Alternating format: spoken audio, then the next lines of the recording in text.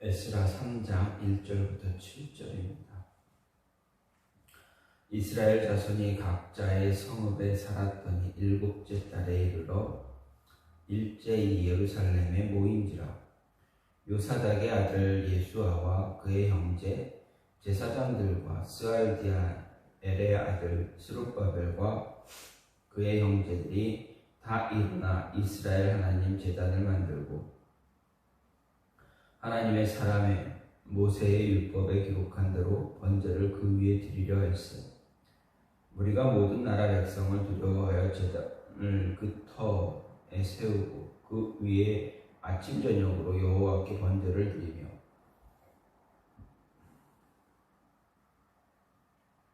기록된 규례대로 초막절을 지켜 번제를 매일 정수대로 날마다 드리고 그 후에는 항상 드리는 번제와 초하루와 여호와의 모든 거룩한 절기의 번제와 사람이 여호와께 기쁘게 드리는 예물을 드리되 일곱째 달 초하루부터 비로소 여호와께 번제를 드렸으나 그때의 여호와의 성전지대는 미처 놓지 못한지라. 이에 석수와 목수에게 돈을 주고 또 시돈 사람과 두로 사람에게 먹을 것과 마실 것을 기름을 주고 바사왕 고레스의 명령대로 백향목을 레바논에서 욥바 해변까지 운송하게 하였더라. 아멘. 오늘 말씀 에스라 3장 1절부터 7절 말씀입니다. 오늘 말씀은 바사왕 고레스의 포로귀환과 예루살렘 성전 재건에 관한 허가에 대한 내용에 따라서 이스라엘 자손들이 1차로 귀환한 사실에 이어서 이스라엘 자손들이 하나님의 제단을 이제 다시 쌓고 초막절 줄을 지키면서 예루살렘 성전 재건 준비에 하고 있음을 이야기하는 내용입니다. 그런 내용을 좀 보게 되면 먼저 1절 자기 본성으로 예루살렘으로 돌아가서 시작했던 이스라엘 자손들이 7월이 되자 초막절을 이제 준수하기 위해서 예루살렘에 모두 모입니다. 2절부터 6절은 예수아를 중심으로 제사장들과 스룹바벨 그 형제들이 성전에 번제단이 있던 자리에 임시로 제단을 다시 축조하고 7월 1일부터 율법에 기록된 대로 상번제를 드리고 초막절이 이르자 초막절 제물을 드린 사실이 그리고 계속해서 율법에 정해진 번제와 백성들의 자원제를 드린 사실이 기록되어져 있고 마지막 7절은 성전 재건을 위해 돈을 들여 석수와 목수를 고용하고 시돈과 두로 사람에게 식료품을 제공해서 그들로 고레스의 명령에 따라서 백향목을 레바논에서 욥바 해변까지 옮기게 한 사실이 기록되어져 있습니다. 이런 오늘 말씀을 보면서 드디어 이스라엘이 예루살렘으로 돌아와 처음으로 지키는 그러한 절기, 초막절 절기, 그리고 하나님께 번제를 드리는 모습들이 기록이 되어집니다. 이런 오늘 말씀을 보면서 생각할 수 있는 것은 먼저 우리 성도라면 이스라엘 백성들은 이스라엘 백성들이 지켜야 할 그 절기 때 그들이 자신의 모든 것들을 다 내려놓고 하나님 앞에 모이는 그런 모습을 보여주고 있다라는 것입니다. 이방 민족, 이방 땅, 바벨론 땅에 포로로 잡혀갔지만 그 땅에서는 어떻게 지냈는지 잘 모르겠지만 어쨌든 이제 고향 땅으로 돌아왔을 때, 예루살렘으로 돌아왔을 때 이제 그들이 해야 할 일, 자신들이 해야 될 것이 무엇인가를 알게 된 것입니다. 70년 동안 포로 생활을 하면서 자신들이 무엇 때문에 왜 그 힘든 그 포로 생활을 70년이나 하게 됐는가를 생각하게 됐고, 그리고 이제는 그 모습에서 돌아왔으니 자신들이 하나님을 떠난 그 모습 때문에 죄를 받았으니 그 죄값을 치렀으니 이제는 다시 하나님께 와야 되겠다, 하나님께 돌아가야 되겠다라는 그 모습이 그들에게, 이스라엘 백성들에게 생겼습니다. 그들의 마음에 하나님을 바라보는 그런 마음이 생겼습니다. 그렇기 때문에 돌아와서 시간이 됐을 때 7월이 되자 어떻게 합니까? 하나님께서 제정하신 절기를 지키기 위해서 온 예루살렘 성전으로, 예루살렘으로 모두 모입니다. 일곱째 달에 이르러서 이제 일제히 예루살렘에 모였다라고 1절은 이야기하고 있습니다. 즉 하나님 앞에 제사를 드리기 위해서 그동안 그들이 소홀히 했던, 하나님께 드리지 못했던 그 제사, 번제를 다시 드리기 위해서, 특히 율법이 명한 대로 온 이스라엘 사람들은 이 절기를 지키기 위해서 예루살렘에 모이라 했을 때 그 말씀을 붙잡고 그 말씀대로 예루살렘에 모이게 됩니다. 그리고 하나님 앞에 번제를 드립니다. 이 모습을 보면서 이 모습이 우리에게 무엇을 이야기하는가 생각해 보면, 우리 성도는 하나님 앞에서 모이기를 언제나 힘쓸 수 있는 자가 되어져야 한다라는 것입니다. 모여야 할 때, 모임이 있을 때, 하나님 앞에 온전한 하나님 앞에 예배를 드려야 할 때, 우리는 그 예배 모임에 힘써야 한다. 모임에 힘써야 된다.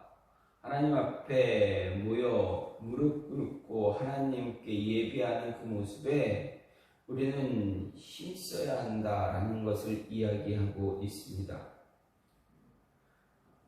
진정한 그리스도인이라면, 하나님 앞에 예수 그리스도를 나의 구주로 고백한 자라면 하나님 앞에서 모이는, 하나님의 이름으로 모이는 그 모임에 언제나 함께하기 위해서 힘써야 한다라는 것입니다. 하나님께서는 모세에게, 이스라엘 백성들을 이끌었던 모세에게 분명하게 이야기했습니다. 예루살렘에 모여서 절기를 지켜야 된다라는 것을 이야기합니다.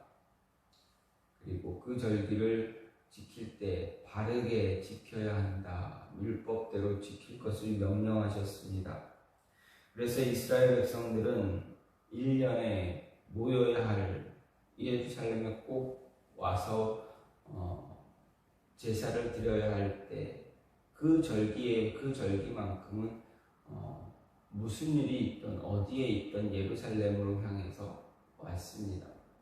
그리고 절기를 지키고 돌아갔습니다.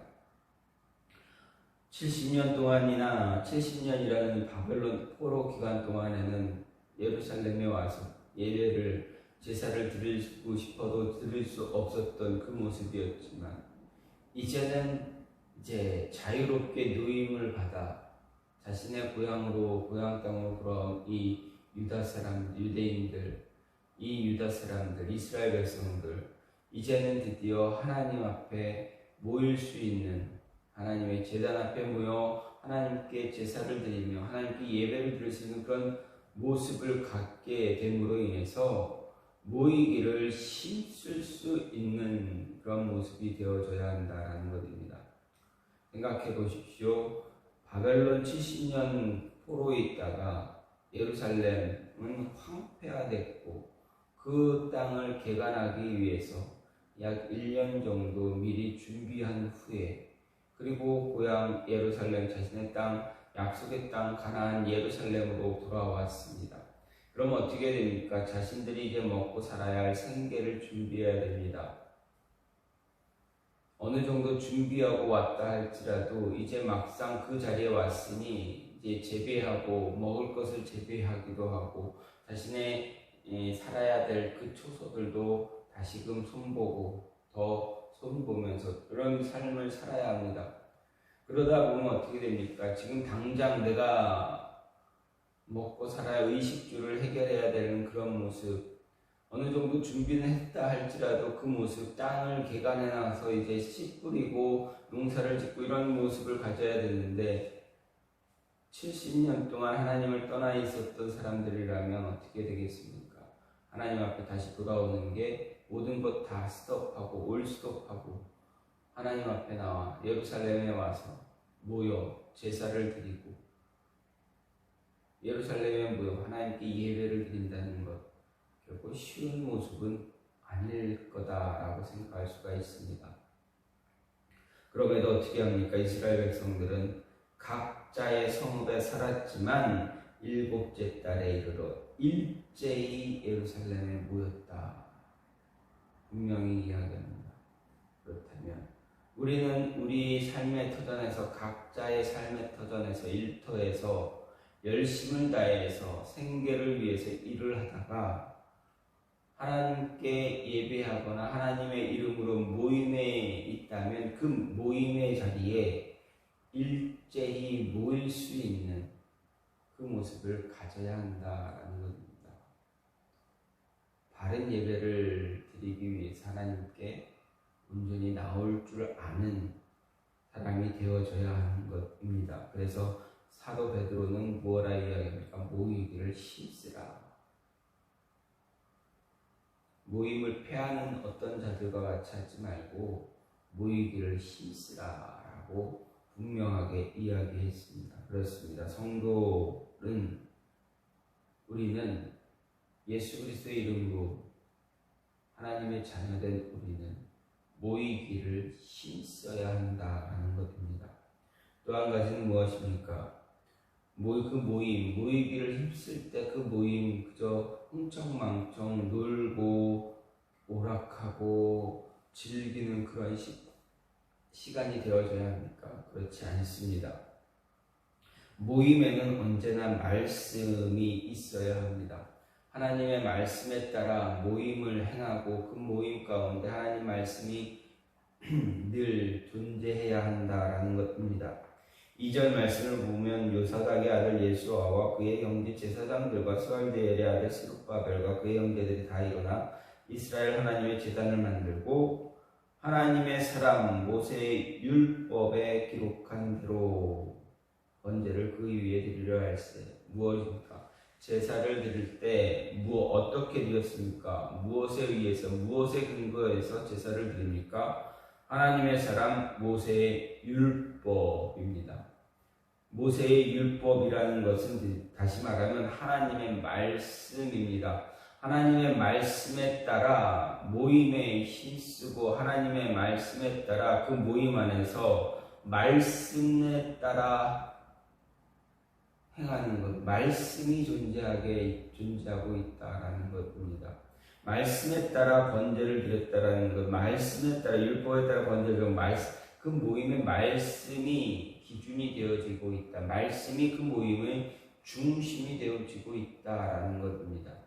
그렇습니다. 우리의 모임은, 성도의 모임은 단지 친교를 위해서 모이는 사회적인 그런 모임과는 분명히 구별이 됩니다. 사회에서, 우리가 생활하는 사회에서, 우리가 생활하는 곳에서, 그곳에서 모임을 갖게 되는 것은 단지 친교의 모임이 진행이 됩니다. 일단 고된 일을 하다가 잠시 쉬기 위해서 서로 이렇게 식사 자리를 마련하는 것, 아니면 잠시 휴식하기 위해서 자리 마련하는 것, 그런 모임과 우리의 모임은 분명 달라야 한다라는 것입니다. 우리의 모임 속에는 언제나 말씀이 살아 있어야 합니다. 말씀이 존재해야 한다라는 것입니다. 따라서 우리 모임 가운데 하나님이 함께 하시기에 하나님의 말씀이 존재해야 합니다. 길던 짧던 관계없이 하나님의 말씀이 존재하는 그 모임, 세상과는 구별되어진 그 모임을 우리가 온전히 간직해야 한다라는 것입니다. 이 말은 말씀으로 돌아갈 때 교회가 바르게 설 수 있다라는 것을 이야기해 줍니다. 모든 교회 안에 있는 모든 모임, 그리스도인 성도 안의 모든 모임, 그 모임에 말씀이 바르게 선포되어지고 그 말씀이 있을 때 모임은 건전한 모임이 되고 그 모임은 하나님이 기뻐하는 모임이 되고 그 모임을 통해서 하나님의 교회는 더욱더 건전해지고 더욱더 건강해지고 더욱더 바르게 세워지는 그러한 모습을 가질 수가 있습니다. 교회 안에 말씀이 없어지면 어떻게 됩니까? 말씀이 선포되어지지 않으면 예수 그리스도가 그 모임 속에 존재하지 않으면 아무 소용이 없습니다. 세상에서 만드는 세상 사람들이 모이는 그 모임과 무슨 차이가 있겠습니까? 무슨 구별됨이 있겠습니까? 우리가 갖는 모임에는 분명 구별됨이 있어야 한다. 그러면 그 구별됨이 무엇이냐? 바로 말씀이다라는 것. 예수 그리스도의 이름이 선포되어지는 것입니다.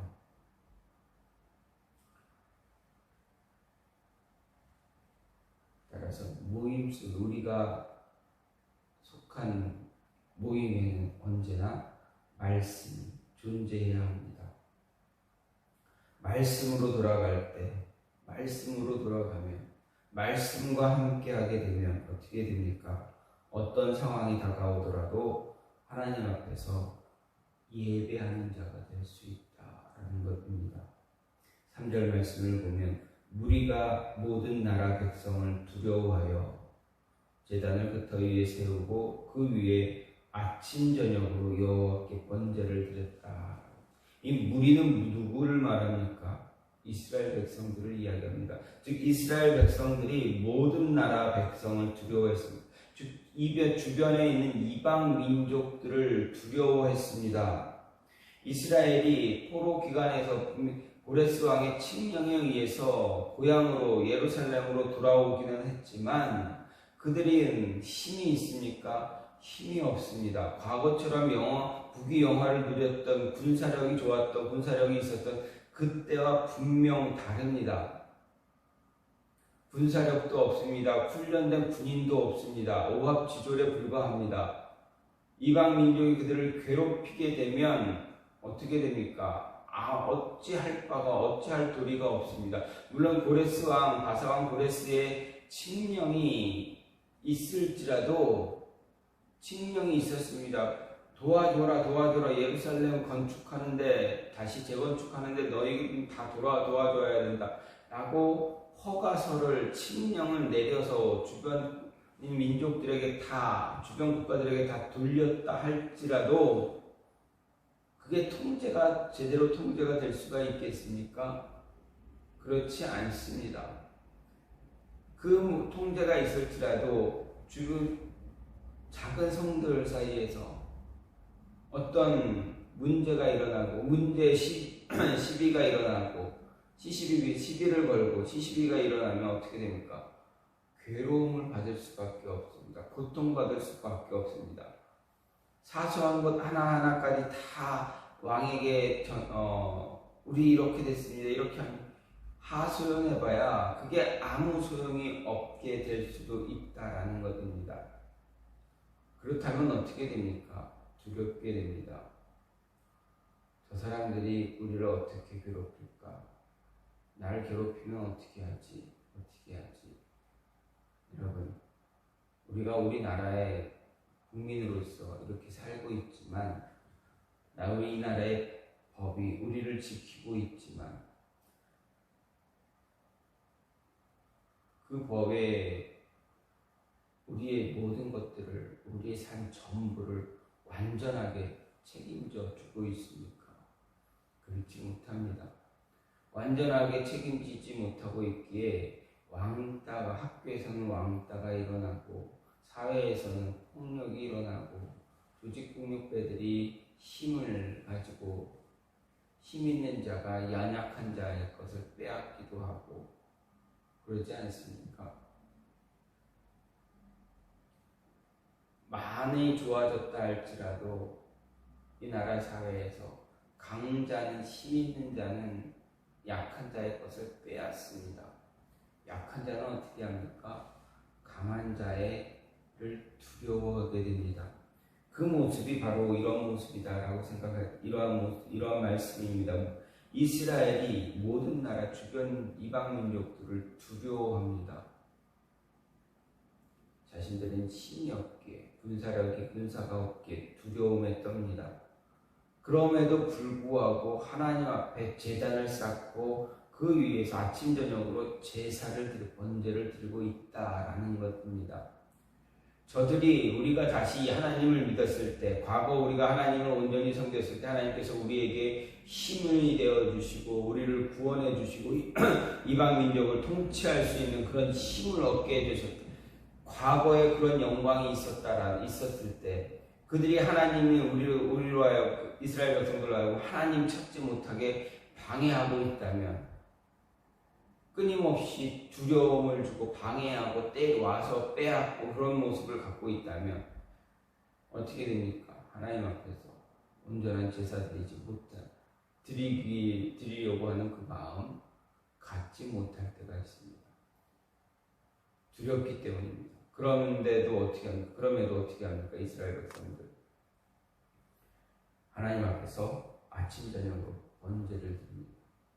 말씀이 살아 역사하면, 말씀이 우리 마음에, 우리 심령에 말씀이 온전하게 뿌리를 내리고 말씀에 붙잡혀 있으면 어떤 상황이 오더라도, 어떤 상황이 되더라도 그 두려움을 이길 수가 있습니다. 왜 그렇습니까? 어떻게 이길 수가 있습니까? 하나님이 함께 하시는 것이, 하나님이 해결해 주시겠지, 하나님이 해결해 주실 거야 라는 그 굳건한 믿음으로 인해서 어떻게 됩니까? 그 모든 상황을 이겨낼 수 있다라는 것입니다. 이 말은 다시 말하면 말씀으로 돌아갈 때 어떤 상황이 닥치더라도 하나님 앞에서 예배할 수 있는 자가 될 수 있다라는 것입니다. 아무리 우리를 핍박하고 아무리 우리를 힘들게 할지라도 우리 심령 안에 말씀이 굳건하게 자리 잡고 뿌리 내리고 있다면, 우리가 말씀 앞에 온전히 붙잡혀 있다면, 말씀으로 돌아가고 있다면 어떤 상황이 올지라도 예배할 수 있는 자가 된다라는 것입니다. 하나님이 우리로 하여금 예배하게 만드시기 때문에 그렇습니다. 이스라엘 백성들 주변 열국을 두려워했지만 하나님의 제단을 바르게 세우고 번제를 드렸습니다. 어떤 상황, 어떤 사람들 그들이 있을지라도 말씀으로 그 위기를 극복하고 있다라는 것입니다. 말씀에 붙잡히면 바른 신앙인이 되어질 수 있다라는 것, 우리에게 이야기를 하고 있습니다. 여러분, 말씀에 붙잡히시기 바랍니다. 말씀에 붙잡혀 있으면 여러분 주변에 일어나는 모든 상황들 두렵지 않습니다. 하나님이 함께 하시고 해결해 주실 것이라는 굳건한 믿음이 있기에 두려워할 일이 없다라는 것입니다. 말씀에 온전히 붙잡혀 있는 자들 되어지기를 간절히 소망합니다.